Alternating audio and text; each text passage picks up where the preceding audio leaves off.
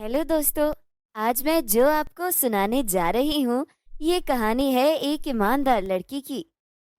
सुंदर सुंदर ताजे ताजे फूल ले लो।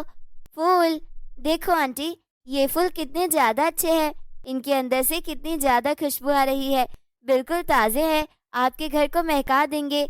ले जाइए, बहुत ही ज्यादा अच्छे फूल हैं, आपको बहुत पसंद आएंगे। ले जाइए, आपको बहुत पसंद आएंगे और आपके घर वालों को भी बहुत पसंद आएंगे। ले जाइए, इतने सुंदर सुंदर फूल, ताजा ताजा फूल। ये लो बेटा, 50 रुपए के दे दो। अरे रेड वाला नहीं, वाइट वाला। तुम्हारे फूल तो बहुत अच्छे हैं, बिल्कुल ताजा। हाँ हाँ, 50 रुपए का।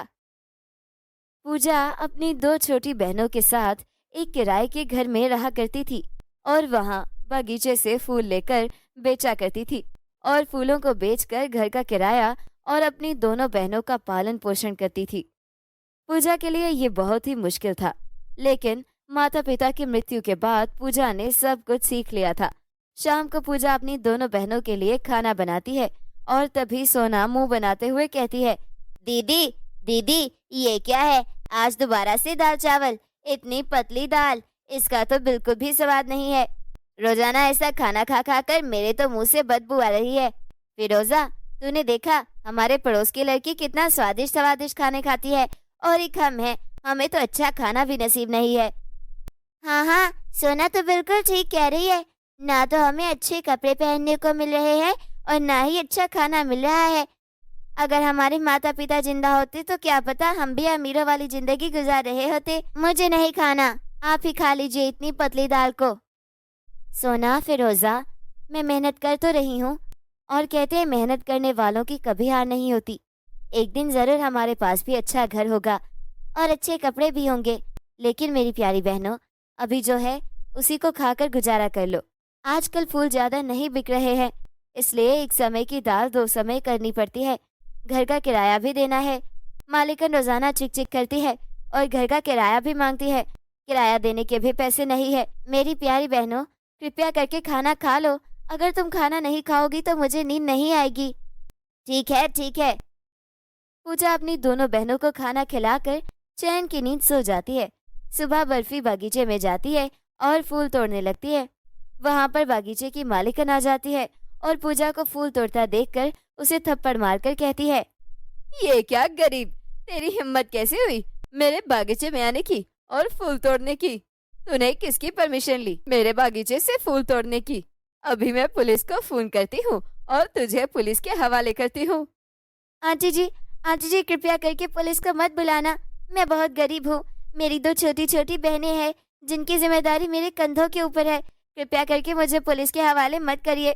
मैंने अनुष्का आंटी से पहले ही परमिशन ली हुई है। उन्होंने मुझसे कहा था कि मैं बागीचे से फूल लेकर जा सकती हूँ। ये बागीचा जिसका था उसने ये बागीचा मुझे बेच दिया है। अब मैं इस बागीचे की मालिकन हूँ और मैं तुझे बागीचे से फूल तोड़ने की परमिशन नहीं देती। आज के बाद मैं तुझे अपने बागीचे के आसपास भी ना देखूं। चल निकल यहाँ से। गरीब पता नहीं कहाँ कहाँ से मुंह उठाकर आ जाते हैं। पूजा पूरी तरह से टूट जाती है क्योंकि वह अच्छी तरह से जानती थी कि अगर उसे यहाँ से फूल नहीं मिले तो कहीं से भी नहीं मिलेंगे। पूजा रोती हुई अपने घर आ रही थी कि अचानक की गाड़ी उसे टक्कर मारकर चली जाती है, जिसकी वजह से पूजा का हाथ और पाँव जख्मी हो जाता है और उसके हाथ और पाँव से खून निकल रहा था। अरे नहीं, ये क्या अनर्थ हो गया? ऐ ऊपर वाले, तू मुझे किन पापों की सजा दे रहा है? छोटी उम्र में ही तूने मेरे माता पिता को मुझसे छीन लिया। मैंने ये तो सहन कर लिया। मैंने अपनी बहनों की जिम्मेदारी उठाई और फूल बेचकर अपनी बहनों का गुजारा कर रही थी और वो भी काम तुमने मुझसे छीन लिया और अब मेरा एक्सीडेंट भी करा दिया। हम गरीबों की मुश्किल खत्म होने का नाम ही नहीं लेती। एक खत्म नहीं होती तो दूसरी सर पर आ खड़ी होती है। अब मैं अपनी बहनों को क्या जवाब दूंगी? उन्हें खाना कहाँ से खिलाऊंगी और घर का किराया कहाँ से दूंगी? क्या करूंगी? कुछ भी समझ नहीं आ रही है। ऊपर वाले, मेरी मदद कर। पूजा इसी तरह बहुत फूट फूट कर रो रही थी कि वह हिम्मत करके घर जाती है। पूजा को इस हालत में देखकर सोना और फिरोजा घबरा जाती हैं। दीदी, ये चोट आपको कैसे लग गई? पूजा अपनी बहनों को सारी बात बता देती है कि उसके साथ ही क्या हुआ। ये सुनकर दोनों बहनों को अपनी बड़ी बहन पर गुस्सा आता है और वह दोनों बहनें अपनी बड़ी बहन पर भड़कने लगती है। दीदी, आपने हमसे वादा किया था कि आप आज हमें अच्छा खाना खिलाएंगी, लेकिन अच्छा खाना तो दूर की बात, अब तो लगता है कि हमें वो पतली दाल और चावल भी नहीं मिलेंगे। आपको चोट लग गई और बगीचे वाली मालिकन ने भी आपको निकाल दिया। हमारी किस्मत कैसी है जो हमें तुम्हारे जैसी बड़ी बहन मिली, जो हमारा पालन पोषण भी नहीं कर सकती। मेरी प्यारी बहनों, तुम दोनों परेशान मत हो, मैं खुद भूखी रह लूंगी, मगर तुम्हें भूखा नहीं रहने दूंगी। मैंने सुना है कि शहर में अच्छी नौकरी मिल जाती है, वहां जाकर मैं काम ढूंढूंगी और बहुत मेहनत करके तुम्हारा पालन पोषण करूंगी। दीदी, शायद आप भूल रही है कि हम बहुत ही गरीब हैं और शहर जाने के लिए एक फूटी कोरी भी नहीं, तो शहर जाने के पैसे कहाँ से आएंगे? मुझे शहर जाने का एक शॉर्टकट रास्ता पता है, हम उसी रास्ते से शहर जाएंगे, क्योंकि शहर जाना हमारे लिए बहुत जरूरी है। पूजा अच्छी तरह से जानती थी कि उसे ये गांव छोड़ना ही पड़ेगा। घर में जो थोड़ा बहुत राशन था वह बांधती है और उसे शॉर्टकट रास्ते से शहर के लिए निकल जाती है।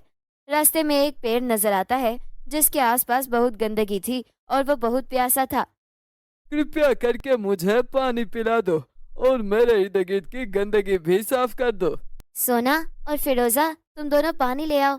मुझे चोट लगी है, मैं नहीं जा सकती, मैं यहाँ की सफाई कर देती हूँ। दीदी, हमें नहीं इतनी दूर तक दोबारा चलकर जाना, अगर तुमने इस पेड़ की मदद करनी है तो खुद ही पानी ले आओ। पूजा पेड़ को पानी पिलाती है और उसकी सफाई करती है। पूजा बहुत अच्छे स्वभाव की थी, इसलिए वो सबकी मदद करती थी। पेड़ की साफ सफाई करके वह थोड़ा आगे बढ़ जाती है तो उसे एक बूढ़ी औरत और दो छोटे छोटे बच्चे नजर आते हैं। शुक्र है हमारी ऊपर वाले ने सुन ली, कोई तो इस जंगल में आया, हमें बहुत भूख लगी है, हमें कुछ खाने को दे दो। इन्हें बहुत भूख लग रही है और हमें इनकी मदद करनी चाहिए। दीदी, आपको अगर अपना खाना इन्हें देना है तो दे दें, मगर हम अपना खाना नहीं देंगी। दादी, मेरे पास बस थोड़ा सा ही खाना है जो कि मेरे हिस्से का है, आप वही खा लें। इतना कहते ही वो बूढ़ी औरत परी में बदल जाती है। सोना, फिरोजा और पूजा परी को देखकर बहुत खुश हुई। पूजा, तुम बहुत अच्छे स्वभाव की लड़की हो, मैं तुम्हें परी लोग भेजूंगी, तुम मेरे लिए वहां से एक पेड़ से छड़ी लेकर आओगी। ये बात सुनकर सोना और फिरोजा भी जाने की बात करने लगती हैं। हाँ पूजा, तुम अपनी बहनों को भी साथ लेकर जा सकती हो। तुम तीनों आंखें बंद करो। जैसे ही वह तीनों आंखें बंद करती हैं तो वह परी लोग पहुंच जाती हैं। वहाँ 3 पेड़ होते हैं, एक पेड़ सोने का होता है, एक पेड़ हीरो का होता है और तीसरे पेड़ के पास छड़ी होती है। सोना सोने के पेड़ में चली जाती है, फिरोजा हीरो के पेड़ में चली जाती है और पूजा तीसरे पेड़ से छड़ी ले लेती है कि तभी सोना और फिरोजा के चीखने की आवाज आती है। दीदी, इधर बहुत अंधेरा है, मुझे बहुत डर लग रहा है, मुझे यहाँ से बाहर निकालो। दीदी, इधर तो चुड़ैले हैं, प्लीज मेरी मदद करो, मुझे बाहर निकालो। पूजा छड़ी लेकर परी के पास आती है और फिर दोनों परी लोग चली जाती हैं। पूजा परी से विनती करती है कि उसकी बहनों को छोड़ दे, उन्हें अपनी गलती का एहसास हो गया है। वह परी उन्हें छोड़ देती है। सोना और फिरोजा परी और पूजा से माफी मांगती है। तुम दोनों को अपनी गलती का एहसास हो गया है, इसलिए तुम तीनों इन सोने, हीरों और पैसों के पेड़ से जितना चाहो लेकर जा सकती हो। वे तीनों उस सोने, हीरों और पैसों से घर बना लेती हैं और अपना कारोबार करती हैं और फिर वे तीनों खुशी खुशी रहने लगती हैं। तो बच्चों, कैसी लगी आपको ये कहानी? अगर कहानी पसंद आई हो तो वीडियो को लाइक कर दें और कमेंट बॉक्स में अपना फीडबैक लाजमी दें। अगर आप मजीद इस तरह की कहानियाँ सुनना चाहते हैं तो चैनल को सब्सक्राइब कर लें। मिलते हैं अगली कहानी के साथ, तब तक आप अपना ख्याल रखिएगा। बाय बाय दोस्तों।